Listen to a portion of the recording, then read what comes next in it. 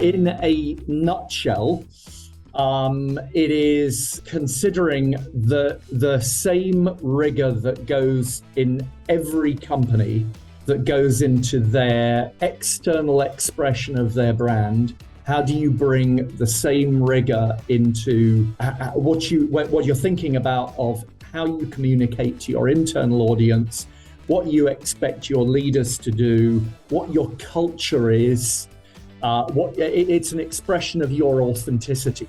What it does, and where I get most excited about it, is that there is an inordinate amount of time and money that every company puts into what they are going to say to external stakeholders, whether it's government, but mainly my customers. What are we going to say to them? How are we going to express our brand? How are we going to build value beyond just the product that we're selling? And there is the need and opportunity to put the same rigor into what you're doing with your internal audience as well. And generally speaking, I don't want to offend anyone here, but generally speaking, the amount of resources that are allocated, the amount of strategic rigor, and the strategic thought that goes into it is sadly lacking for most companies. And again, part of that is it's not down to this, plenty of brilliant people who, whether it's in terms of people capability, or whether it's HR, or whether it's talent and learning and development, lots of very smart people, but they don't always have the strategic voice within the boardroom, and they don't have the ear of the CEO quite often, and they are a lot of times pulled off in different directions by different stakeholders, and therefore are forced to be more reactive, responding to the needs of different departments. And again, a lot of the time companies, they like to think that it's external factors that create a crisis in their business, but all of the research shows that the lion's share of the time it's created internally by employees not understanding the importance of their behaviors and what they're doing, and why processes and why protocols exist, and why beyond compliance they shouldn't be cutting corners. And not only does it start internally, but it's actually been going on for months. And a lot of before it flares up, and a lot of the time, it is an inordinate amount of effort that's being made to bury the problem internally, rather than saying, wow, this just isn't right for who we are as an organization, the commitment that we need to have, me as an employee, to our customers and what the organization stands for. So that's the real litmus test of why the brand inside is so important, and why it's important to consider it as a strategic imperative as well. Yeah, well, it's there is the opportunity, and part of it is that there's the opportunity, me joining a company as a new employee, there's the opportunity for me to understand my role and my accountability that I have, that goes beyond the job that I do, but what I'm actually a part of. And if you look at the behavioral science, part of the reason why we love working for the companies that we work for and having our teammates, having our colleagues around us, behaviorally, it's homophily, sense of belonging, fitting in, sense of identity, which is crucially important for everyone. The brand inside gives me a sense of, beyond the job that I do every day, am I doing it the way that I'm proud of, and for myself, and I can be proud of for the company that I'm a part of. I mean, I'll give you a more concrete example of that. If you're working for, let's just think of an example, Google, and do no evil, do good is part of their advertising mantra that they always speak to. Or I give you another example, a client we do a lot of work with, Standard Chartered, here for good. And obviously here for good, let's just pick that one. Here for good, that obviously plays two ways. It plays in terms of the longevity, they're here for the long term, but actually it's the ambition of their industry, them in their industry, of what they're going to do, how they're going to bring benefit beyond just the profitability of the organization. Now, if I join, let's be specific, Standard Chartered, then, and I am thinking of how Here for Good, which I see on all of the posters and I see on the ads, but I think there is talk about, and that is translated back to me, then every single thing that I do in my job, so I need to perform and I need to be a high performer or want to be a high performer within the organization. But all the time, it's very easy for me to be able to think, yeah, in terms of what we stand for authentically, am I a part of this? Am I living up to that expectation that we're creating as a company?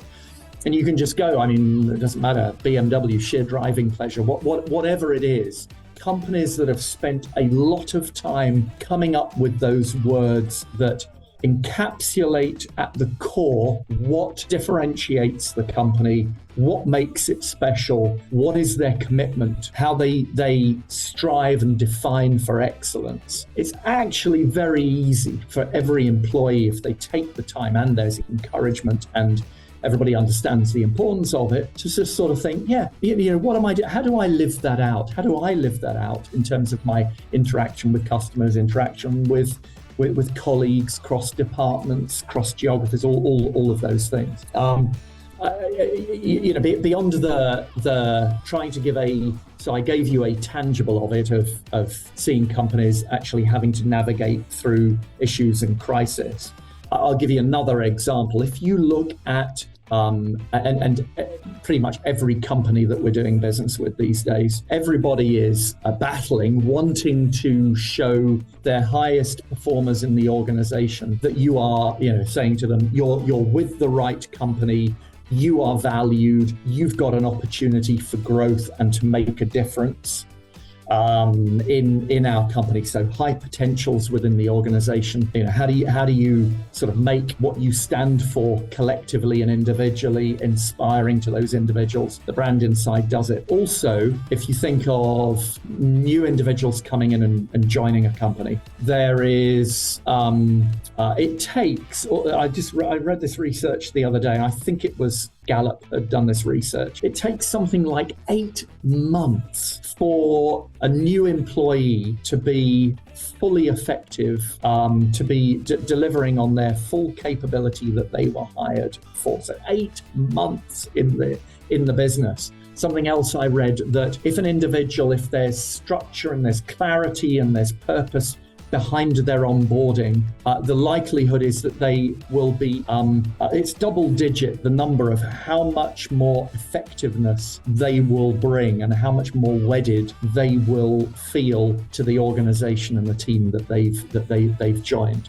And so there is a need, and this is the thing with the brand inside, there's a need to take all of the good individual efforts, whether it be competencies, skills, shift in embracing new technology and new processes, whether it is about having conversations about our values and what are the desired behaviors and the best way that we can work.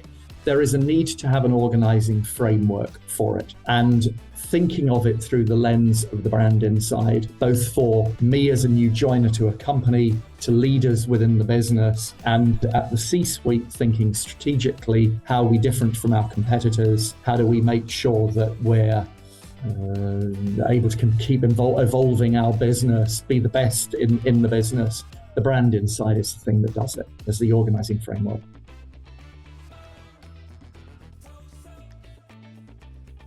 Many things is the answer, but I'll give you 4 that really make a lot of sense to me, both personally and also from all of the companies that we work with. The first couple are your leadership. How are leaders leading, and them and understanding the responsibility that we have at Eagles Flight. We talk about model, coach, require, and the coaching bit of it fits into some of the other points that I raised. But the modeling part of it, you cannot have, especially in today's world, there used to be the idea of the deference of, oh, I'm the leader in the business, do as I say, this needs to be, I've reached this position within the organization. So without questioning, you have to do what I say. Well, those days are, we've gone from deference to reference. So all the time, members in a team, employees in a team, are watching, looking, and not in a negative way at all. It's just as life. It's always how we learn. We learn from little kids, our mums and dads, what they did. We learn from them. Same thing as a leader in the business. You cannot, as a leader or as the organization, be saying one thing and having your leadership do another. So the imperative of leaders understanding what leadership means and how they are inspiring and upholding what the organization stands for and bringing opportunity to the people that are in their teams. Absolutely crucial. So the next thing, which again needs to really be given thought, and it comes back to that, both thinking through the organizing framework of the brand inside and thinking of how long it takes to bring people into the business and to onboard them and get them so that they're fully optimal. And that's succession planning of organizations to be thinking about, where are we going to be in a few years' time? Knowing that there are some of the leaders that we have in the business who will no longer be with us. And that's just how business is these days. Who are the next generation of leaders that are going to cut the lifeblood of our organization coming through? And what are we doing for them to keep them in the business and to hear their voices? So those things, crucially important. Now then, the other two bits that go with that are the work of two amazing individuals, Carol Dweck and Amy Edmondson. Carol Dweck, growth mindsets, and I always look at it as kind of like the coin of success. Psychological safety, Amy Edmondson, and growth mindsets. Having a growth mindset and creating an environment that inculcates that and allows that and encourages that.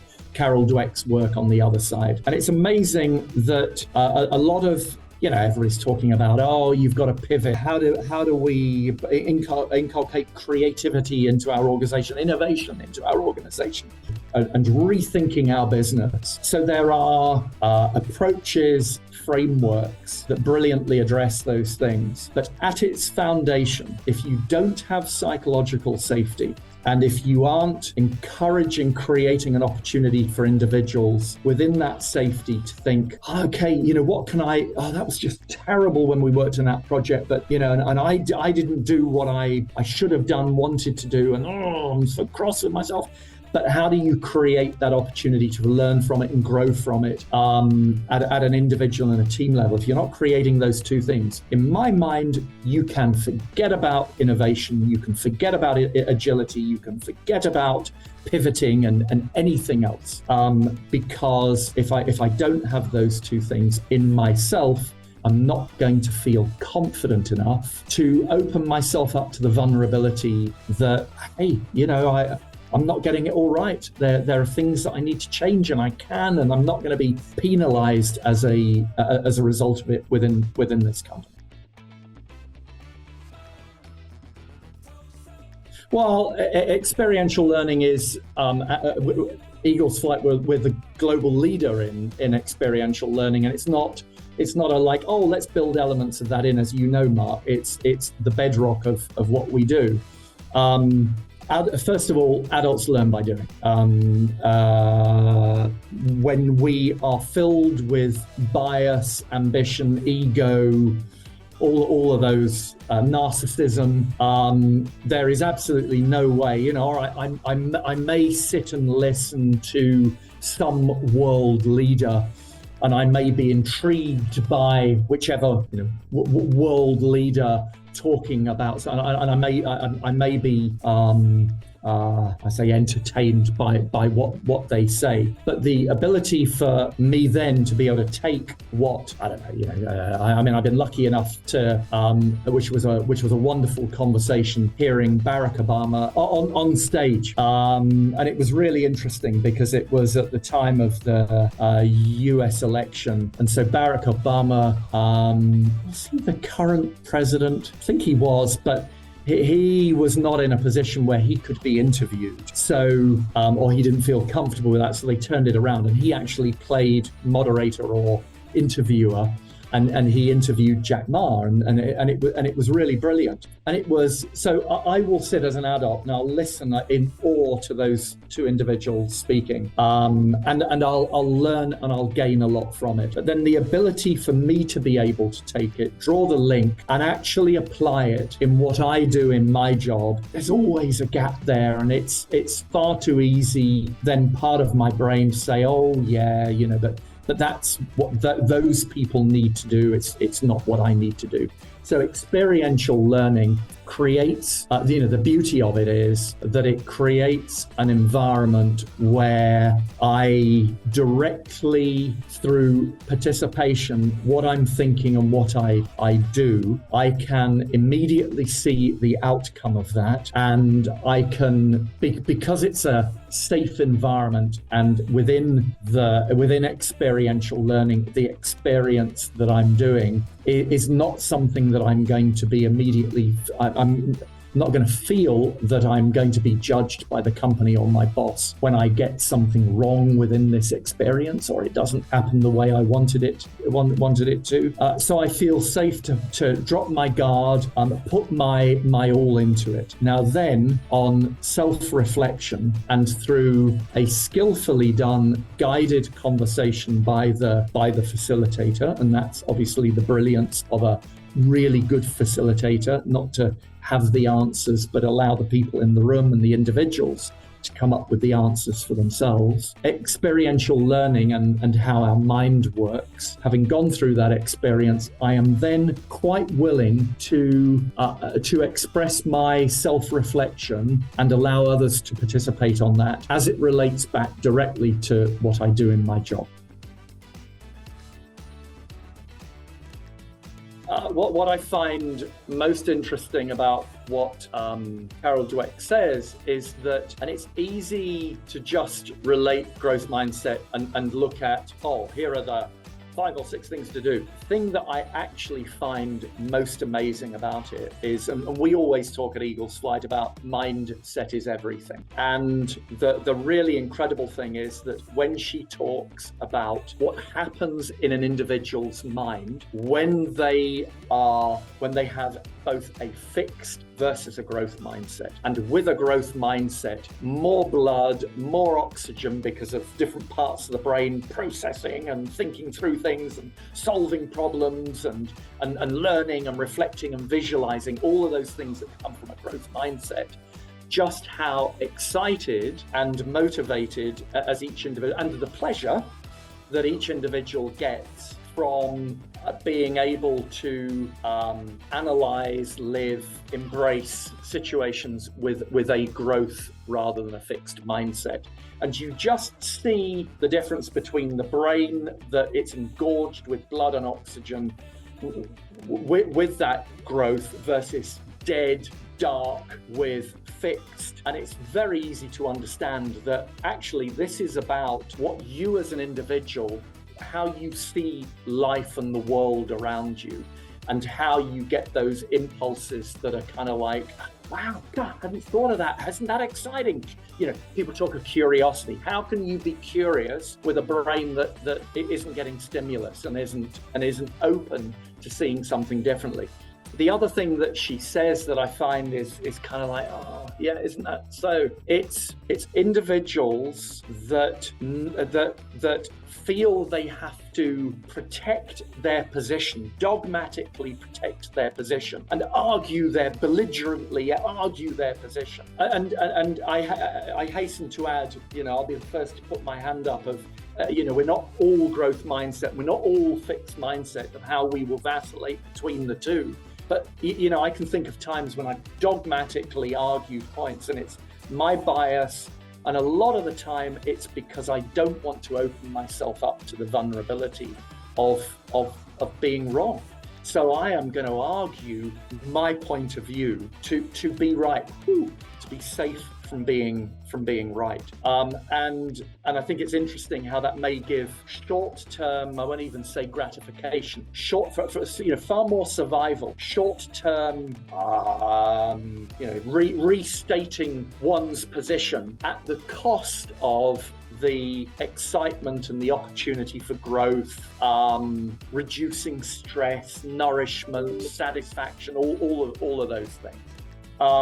It again comes back to the organization and then leadership with my leader within the organization to create the environment where I'm encouraged to learn from things that I've done that haven't been right. To be surrounded as well. I think another really, really big thing that Dweck talks about and that is so true is being surrounded by others that can, help me and hear one voice that I've got and encourage me to look and think through a different lens. Another individual that I had the opportunity to see, and I loved his thinking and his work, was Edward de Bono. And I'm going to say, similar within some of Carol Dweck's framing and growth versus fixed mindsets. People may not agree with me, but he was always talking with his 7 hats of how we could sometimes, black hat thinking, and how there was the need sometimes to express thoughts through that lens. And he would always talk about, okay, that's, great, fantastic. How do you take off the black hat, Andrew? How do you put on, a hat of, can't remember all the detail now, but hat of innovation, blue hat, green hat, whatever it was. But you actually almost trick yourself, and this is part of what Dweck's saying, of knowing that there is a choice in the way that you're thinking, the way that you're framing everything. So actually saying to your brain, right, okay, now I'm going to look through this same situation, but I'm going to look through it through a different lens. And it's just amazing how, again, and this is why I get so excited about psychological safety and growth mindsets. Everybody will talk about, we want high information sharing. We want a high collaboration within our organization. I have to be willing to stop and consider and think of different perspectives, whether it's the other person's perspective or different ways of doing things from what I've just done, and not be defensive about what I've just done in order to create the environment for collaboration and high information sharing environments.